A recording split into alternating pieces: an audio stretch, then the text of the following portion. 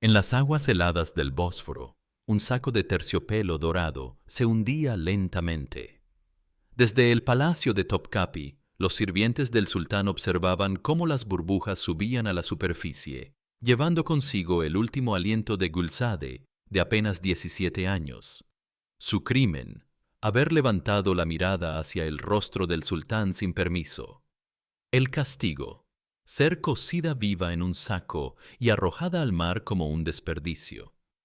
Era el año 1574, y dentro del harén más poderoso del mundo, las reglas no eran simples normas de etiqueta. Eran sentencias de muerte envueltas en seda.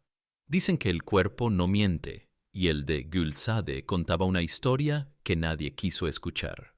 Sus manos aún conservaban las marcas de las cadenas con las que la habían traído desde las montañas del Cáucaso 5 años atrás. Su vientre, plano y vacío, era el testimonio de una fertilidad que nunca pudo demostrar ante el sultán.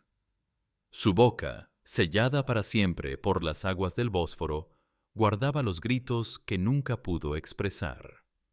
No era una mujer. Era un objeto, no era una esposa. Era una posesión. Ya no tenía nombre, ya no tenía familia, ya no tenía alma. Solo era el número 247 en el registro de concubinas del harén imperial. Y como cualquier objeto roto, había sido desechada.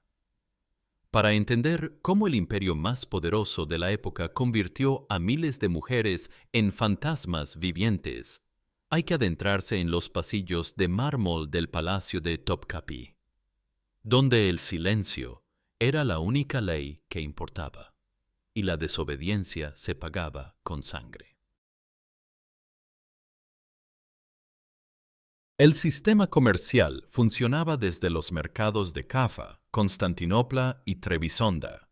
Allí, mercaderes especializados exhibían su producto más codiciado. Mujeres procedentes de poblados cristianos del Cáucaso, los Balcanes y Europa Oriental. No eran prisioneras de conflictos, eran mercancía para el comercio. Los compradores imperiales tenían estándares específicos, registrados en documentos privados que se heredaban entre generaciones.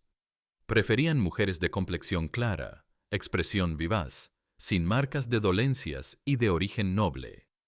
Las evaluaban minuciosamente, examinaban su salud general, revisaban la calidad de sus cabellos, verificaban su estado físico general para confirmar la ausencia de imperfecciones. Ayse era muy joven cuando la separaron de su familia en una aldea serbia. Su padre había sido ejecutado por resistirse a los jenízaros, y ella, junto con otras 15 personas de su pueblo, fue identificada con una marca en el hombro izquierdo.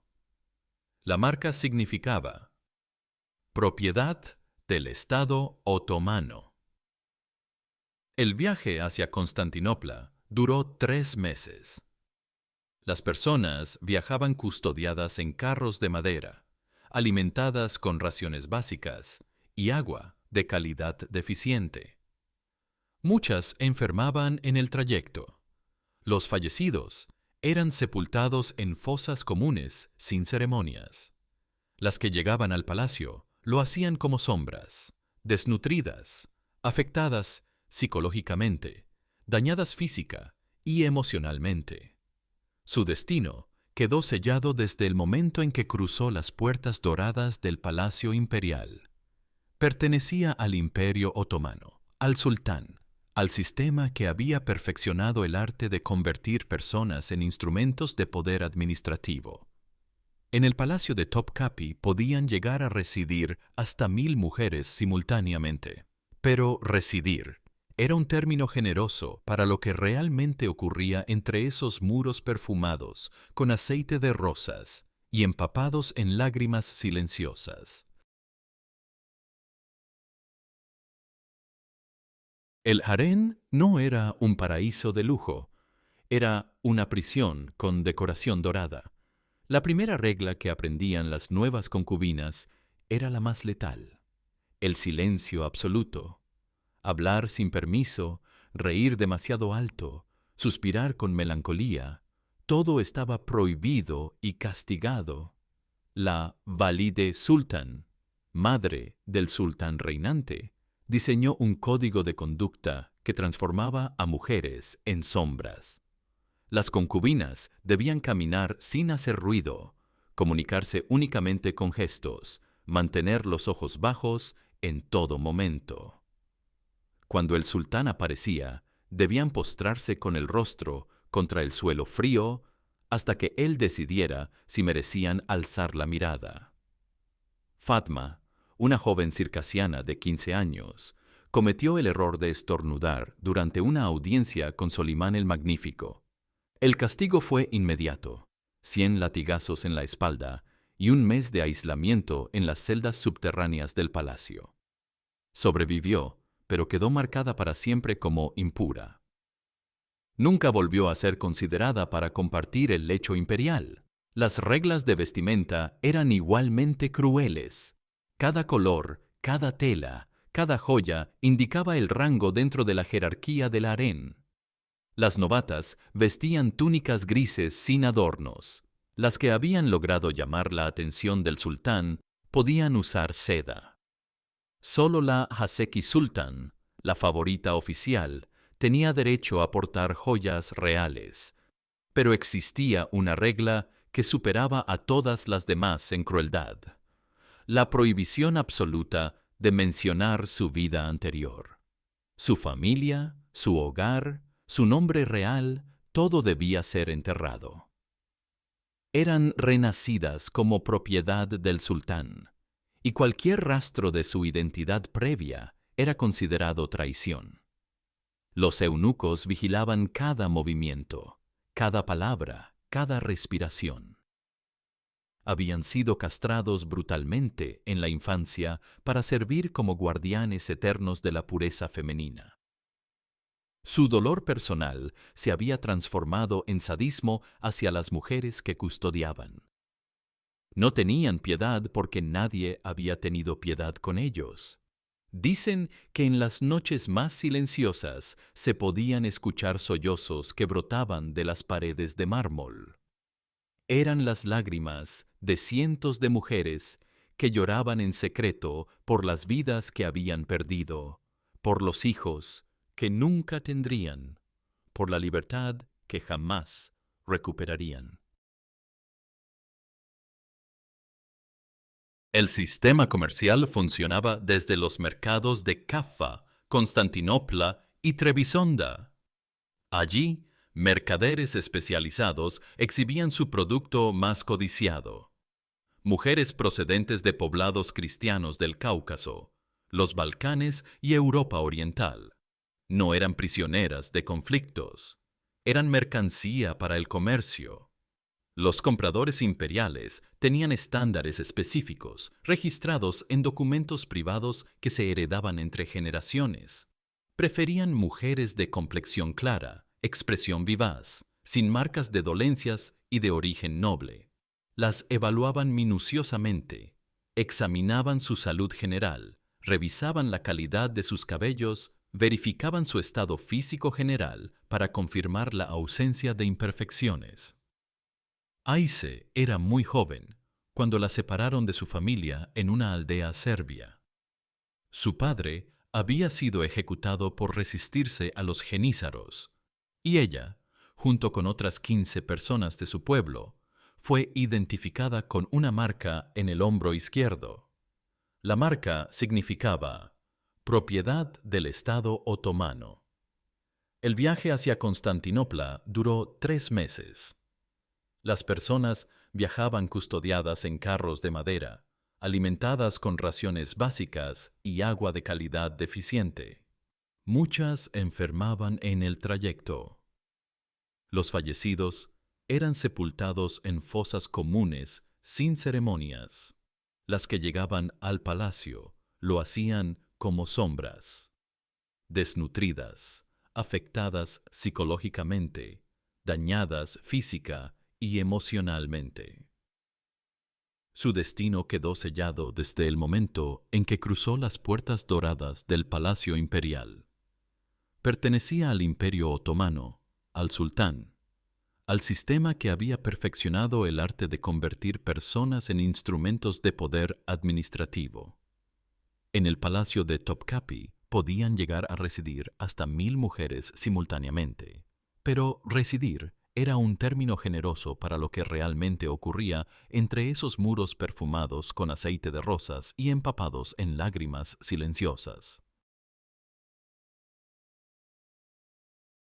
Dentro del harén existía una jerarquía más cruel que cualquier sistema de castas.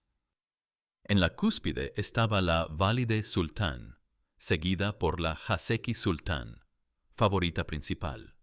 Luego las Iqbal, concubinas que habían dado a luz hijos del sultán. Después las Gözde, favoritas sin hijos. Y al final las Karille, novatas y sirvientas. Pero la verdadera guerra no se libraba por posiciones en la jerarquía. Se libraba por la supervivencia. Porque en el harén imperial otomano había una regla no escrita que determinaba la vida y la muerte. Solo una mujer podía ser la madre del próximo sultán. El resto estaba condenado al olvido, o a algo peor. Hürrem Sultán, la famosa Roxelana, llegó al harén como esclava ucraniana y se convirtió en la mujer más poderosa del imperio. Pero su ascenso estuvo marcado por una serie de accidentes que afectaron a sus rivales. Una concubina murió por intoxicación alimentaria después de ganar la atención de Solimán. Otra se ahogó en los baños, mientras se preparaba para una noche imperial. Una tercera se suicidó, saltando desde una ventana del harén. Hürrem no era una asesina. Era una superviviente en un sistema que premiaba la eliminación de la competencia. Su cuerpo había sido convertido en arma política, y ella aprendió a usarlo con la eficiencia de un genízaro. El método más común para eliminar rivales era el veneno. Las concubinas veteranas conocían sustancias que podían mezclarse con perfumes, aplicarse en joyas o disolverse en baños de leche. Los síntomas se confundían con enfermedades naturales, vómitos, fiebres, convulsiones. Los médicos del palacio habían aprendido a no hacer demasiadas preguntas. Otra técnica era la calumnia estratégica. Una palabra susurrada en el oído correcto podía convertir a una favorita en traidora. Se inventaban historias de infidelidad, de conspiración, de brujería. Los eunucos, ávidos de demostrar su lealtad, se convertían en verdugos entusiastas de estas acusaciones. Pero el arma más poderosa era el embarazo. Dar a luz un hijo varón no garantizaba la supervivencia, pero no hacerlo era sentencia de muerte. Las mujeres se sometían a tratamientos brutales para aumentar su fertilidad, pociones de mercurio que les quemaban el estómago, rituales que incluían la ingestión de sangre menstrual de otras mujeres, ceremonias donde eran enterradas hasta el cuello en arena caliente durante horas. Sin hijos, sin protección, sin esperanza, las concubinas estériles se convertían en los fantasmas vivientes del harén. Envejecían en silencio, servían como esclavas de las más jóvenes y finalmente desaparecían sin que nadie preguntara dónde habían ido. Pero la regla más siniestra del harén imperial se activaba en el momento más vulnerable: la muerte del sultán. Cuando un nuevo soberano ascendía al trono, tenía derecho absoluto de limpiar el harén de su predecesor. Esto significaba eliminar a todas las concubinas que no habían dado a luz herederos varones. No era crueldad caprichosa, era política de Estado. Las mujeres que habían conocido íntimamente al sultán anterior representaban una amenaza potencial. Podían estar embarazadas de hijos que complicarían la sucesión. Podían guardar secretos que sirvieran a enemigos del nuevo régimen. Podían simplemente ocupar espacio que necesitaban las nuevas concubinas. El método preferido era el accidente acuático. Las mujeres condenadas eran metidas en sacos de tela imperial, cosidas desde dentro y arrojadas al Bósforo desde barcos especiales durante la madrugada. Los pescadores conocían la rutina. Cuando encontraban los sacos, los volvían a hundir sin abrirlos. Era más seguro no ver lo que contenían.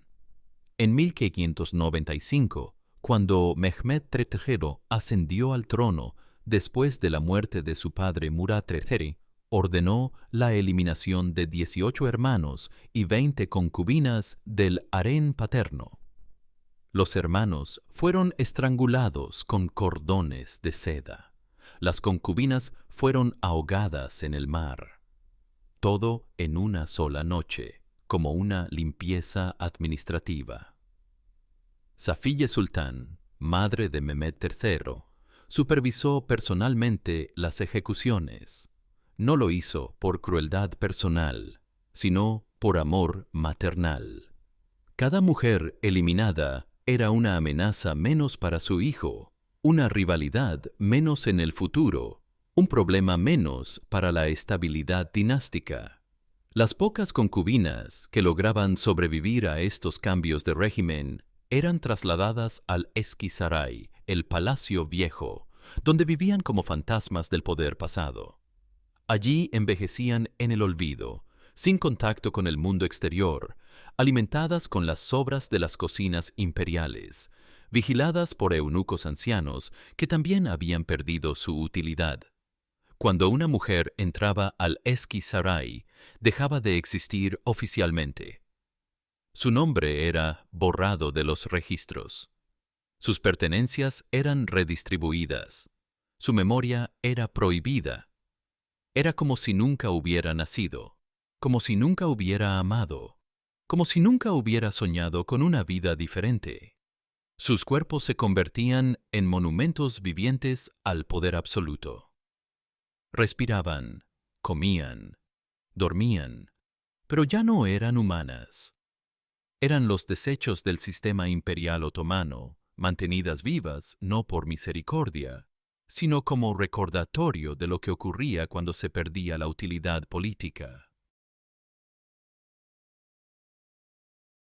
Hoy, cuando los turistas visitan el Palacio de Topkapi, convertido en museo, caminan por los mismos pasillos donde miles de mujeres vivieron y murieron en silencio. Las habitaciones del harén han sido restauradas con colores alegres y explicaciones asépticas que ocultan la sangre empapada en esas piedras de mármol. En las aguas del Bósforo ya no flotan sacos de terciopelo con cuerpos de concubinas desobedientes. Pero las corrientes marinas siguen llevando hacia el Mar Negro las cenizas de una época donde la belleza femenina era sinónimo de condena, donde el amor era prohibido y donde la maternidad era una lotería mortal. Los guías turísticos hablan del harén como una curiosidad exótica, como un ejemplo de la cultura oriental que fascinó a Europa durante siglos. Pero evitan mencionar que esta cultura era un sistema de esclavitud sexual institucionalizada, financiado por el tributo de sangre que pagaban las familias cristianas del imperio. Aún hoy, en pleno siglo XXI, existen sistemas similares disfrazados con nombres más modernos: tráfico humano, matrimonios forzados, servidumbre doméstica, explotación sexual. Las herramientas han cambiado, pero la lógica permanece idéntica. El cuerpo femenino sigue siendo considerado territorio conquista en sociedades donde el poder masculino necesita afirmarse a través de la dominación física. La historia del harén imperial otomano no es solo una crónica del pasado. Es una advertencia sobre lo que ocurre cuando los seres humanos son reducidos a objetos, cuando el poder absoluto encuentra métodos legales para ejercer violencia sistemática, cuando la política se construye sobre la destrucción de vidas individuales. cada vez que una mujer es tratada como mercancía, cada vez que su cuerpo es considerado propiedad ajena, cada vez que su voz es silenciada por conveniencia social, el espíritu del harén imperial resucita. Porque el verdadero horror de este sistema no era su exotismo, sino su lógica interna, que aún hoy encuentra formas de manifestarse.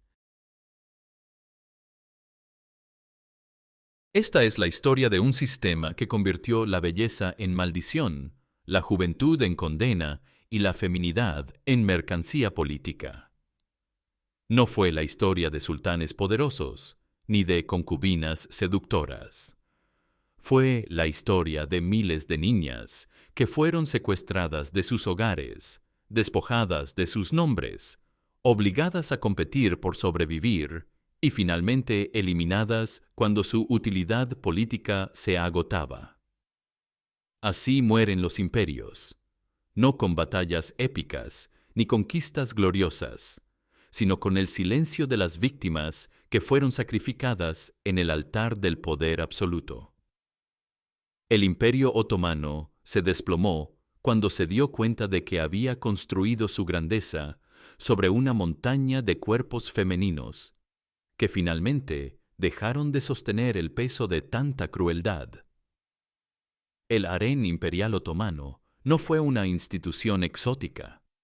Fue una fábrica de muerte perfumada con aceite de rosas, decorada con seda y mármol, pero alimentada con sangre joven y lágrimas silenciosas. Y cada noche, cuando el viento sopla desde el Bósforo hacia las ruinas del palacio de Topkapi, aún se pueden escuchar los ecos de miles de voces que nunca pudieron gritar, que nunca pudieron rebelarse, que nunca pudieron decir no.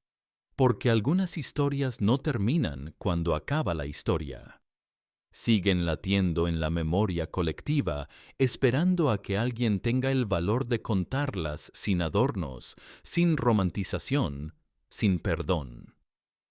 Si esta historia te estremeció, compártela, para que el silencio forzado de esas mujeres no sea silencio eterno, para que sus nombres, aunque olvidados, no sean completamente borrados, para que nunca olvidemos que detrás de cada sistema de poder absoluto siempre hay víctimas cuyas vidas fueron consideradas menos importantes que la estabilidad política. Porque la verdadera medida de una civilización no es la grandeza de sus palacios, sino el trato que da a los más vulnerables. Y el Imperio Otomano, en toda su magnificencia, falló esta prueba de humanidad durante más de 3 siglos. La historia no perdona, solo enseña, y la lección del harén imperial es clara.